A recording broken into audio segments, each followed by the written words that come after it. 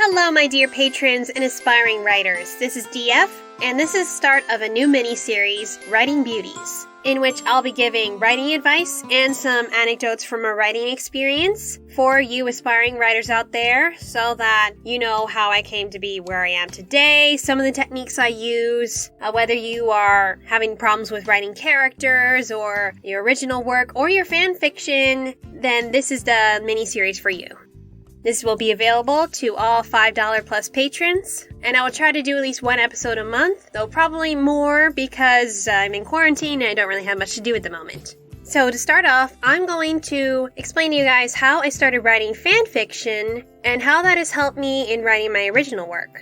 So, in the My Little Pony fandom, as you may know if you see my YouTube channel, I am known for my fanfics and audio dramas. Now, what few fans from the Brony community realize is that I've been writing fanfics long before I discovered My Little Pony Friendship is Magic. Back in 2011, I was 16 years old and was crazy about the DreamWorks movie Megamind. I wanted more, but DreamWorks had not announced any plans for a spin-off or sequel. So in response to my love for the movie, I indulged in AMVs, also known as animated music videos, on YouTube. And there was one video, I forget what the song used was, that was made by User1992. And in the description, they said that this AMV had been inspired by a fanfic that they were currently writing, and there was a link to it. And I followed it, and that is when I discovered the world of fanfiction. And wondering why I hadn't been in here before, because it wasn't just with Megamind, it was like with every single thing I'd ever watched or read. Before then, I didn't even know that fanfiction was a thing, and yet I'd been coming up with fanfic ideas and plot lines for sequels to movies that I had enjoyed, and I would even use my favorite TV characters in imaginary play. I would even make these little booklets that just had little itty-bitty stories of the movies I just watched. And sometimes they'd be sequels, and sometimes they would be stories just taking place in that universe. And I decided if DreamWorks was not going to make a sequel, I could just write my own. It was a bit of self-indulgence, and it was a lot of fun.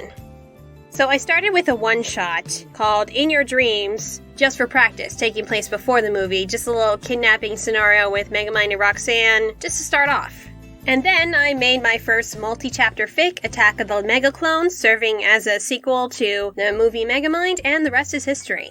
Now, some would say writing fan fiction is a colossal waste of time, because you can't really make money off of it. Well, I beg to differ. Have you seen how many movies or book adaptations or fanfics in general, like Tim Burton's Alice in Wonderland, or Galaxy Quest, which is like this huge fanfiction of Star Trek, or the reboots we've got, which are essentially alternate universe fanfictions. But as an aspiring writer, writing fanfiction was a great practice, and I got feedback from people who didn't know me, and so would not be biased. Some of them were fans, some of them were other writers in the same boat, and I learned lots from those comments on how to improve what I wrote, and I learned about how I myself wrote. For example, I learned that I tended to rush when it came to action scenes, and over time I learned how to make those action scenes a little bit more drawn out and more interesting. And I learned that I tended to write small paragraphs, not spending too much on exposition, using it only when necessary. This wasn't necessarily a bad thing, but rather I learned that my strength lay in writing dialogue, meaning I didn't focus so much on the plot and the action as I did on the characters.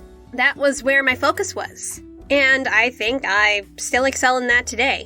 I was also able to reflect on how I wrote character relationships. Even before I realized that I was asexual, I didn't have a romantic couple jump into bed right away. I liked the slow build, or at least have some kind of relationship pre-established before having them go to that step if they ever did.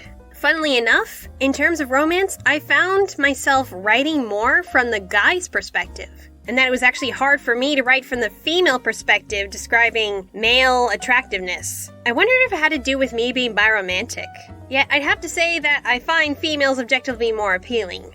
They just are. Turned out when I took psychology of gender in college that males actually tend to fall in love quicker than females. So I guess it was some perspective that I had on the male population I didn't even realize I had.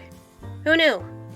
And I also started noticing how I would develop characters. I started creating original characters and OCs since Megamind had very few characters, and somehow I managed to make them interesting.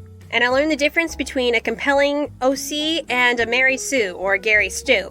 You don't have to make them good at everything, and you have to let them make mistakes. You can make them likable, but you can still make them flawed. And the next episode will be specifically on how to develop original characters. So, it's 9 years later, and I'm still writing fanfics because I am still learning and getting ideas. I often do adaptation alternate universes, or AUs, of other stories, like with Beauty and the Beast, or Robert Louis Stevenson's The Black Arrow, and in that I learn about the writing styles of other authors. Also, it's nice to work on some fanfiction as little breaks between writing my original content and in between drafts of novels. And in getting feedbacks from others, I am given the confidence to move forward in my writing. Currently, I'm in the middle of fanfics in My Little Pony, Villainous, and a little bit of Has-Been Hotel. I guess I like writing about bad guys. You can find these fanfics on fanfiction.net, fimfiction.net for the My Little Pony fics, and a couple of them on Archive of Our Own. Username is DisneyFanatic2364, DisneyFanatic23 on fimfiction.net.